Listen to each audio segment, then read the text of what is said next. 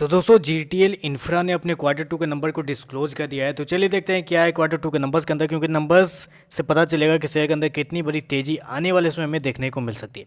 तो ये data basically lakhs में दिया हुआ है, मैं आपको करोड़ में कन्वर्ट करके समझाता हूँ क्या हुआ है। तो देखिए पिछले क्वार्टर में क्या होता है, पिछले क्वार्टर में कंपनी का रिवेन्यू देखा जाए जो कंपनी ने ऑपरेशन के थ्रू जनरेट किया है, तो कंपनी ने 360 करोड़ के आसपास का रिवेन्यू जनरेट किया था। पिछले साल 363 करोड़ के आसपास का रिवेन्यू था, जो कि इस क्वार्टर में देखा जाए तो इस क्वार्टर में भी 360 करोड़ के आसपास है। तो ओवरऑल करने का मतलब कि कंपनी के रिवेन्यू के अंदर कोई भी तेजी नहीं गिरावट आपको देखने को मिलेगी। साल दर साल क्वार्टर क्वार्टर दोनों देखा जाए तो कंपनी का रिवेन्यू फ्लैट है।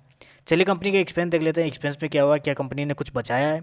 पिछले क्वार्टर में कंपनी ने 642 करोड़ खर्च किए थे, पिछले साल 573 करोड़ खर्च किए थे, जबकि इस क्वार्टर में 682 करोड़ के आसपास है। तो इस क्वार्टर में ये तो दिक्कत हो गई कि कंपनी ने इस क्वार्टर में रिवेन्यू तो नहीं बढ़ाया, लेकिन कंपनी ने अपने एक्सपेंस को बढ़ा दिया, जो कि मेरे हिसाब से थोड़ा सा नेगेटिव बात है।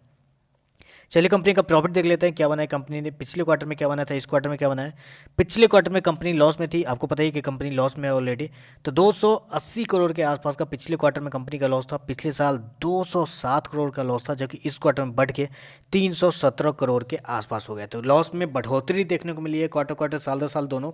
लेकिन मेरे हिसाब से ज़्यादा बड़ी दिक्कत नहीं है। क्यों? क्योंकि कंपनी के एक्सपेंस की वजह से लॉस बढ़ा है। आप याद रखें, कंपनी के एक्सपेंस की वजह से लॉस बढ़ा है, कंपनी के रिवेन्यू में गिरावट की वजह से लॉस नहीं बढ़ा है। तो दो अलग अलग फैक्टर होते हैं, रिवेन्यू गिरने से लॉस बढ़ना, एक्सपेंस बढ़ने से लॉस बढ़ना, दो अलग अलग फैक्टर होते हैं। तो मेरे हिसाब से ये कोई नेगेटिव फैक्टर नहीं है। हाँ, इस क्वार्टर में कंपनी ने एक्सपेंस थोड़ा कंट्रोल कर ली थी तो बेहतर हो सकता था, लेकिन मेरे हिसाब से नेगेटिव वाली कोई बात नहीं है। शेयर जैसा चल रहा है वैसा ही चलेगा, ना ही तेजी ना ही मंदी ऐसे रिजल्ट की वजह से आपको देखने को मिलेगी। हाँ, ऑपरेटर गेम है तो ऑपरेटर की वजह से ऊपर नीचे कुछ भी हो सकता है, लेकिन रिजल्ट की वजह से मेरे हिसाब से कोई भी डिफ्लेक्शन इस नंबर की वजह से तो कुछ नहीं होना चाहिए, क्योंकि नंबर्स मेरे हिसाब से न्यूट्रल साइड पे है।